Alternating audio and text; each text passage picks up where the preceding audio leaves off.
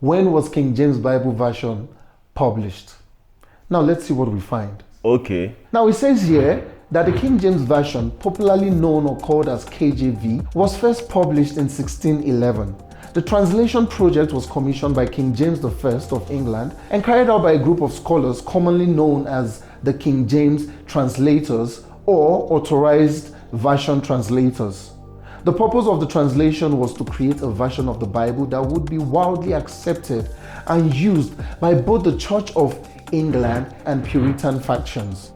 Okay. The translation work began in 1604 and was completed in 1611, resulting in the publication of King James Bible. It has since become one of the most influential and widely used English translation of the Bible.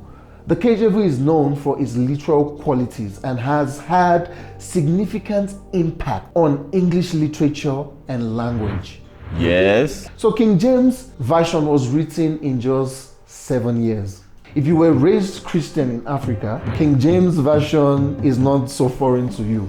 It was the Bible most of our pastors used, most of our parents used, and it was just all over the place. So it's only fair to ask when it became mainstream. I know saying that King James Version would be used, but when it became mainstream, I can't say for sure. It says here that the King James Version of the Bible became mainstream relatively quickly after its initial publication in 1611. Okay. While it did not immediately replace other translations, it gained popularity and acceptance over time. The KJV gradually became the dominant English Bible translation, and by the 18th century, it had firmly established itself as the standard English Bible in both religious and literal contexts. Imagine that. Of course, several factors contributed to why King James Version became mainstream. Number one, royal approval. The royal factor. The translation project was authorized by King James I of England, giving it a sense of royal approval and legitimacy. This contributed to its acceptance within the Church of England and beyond. Yeah.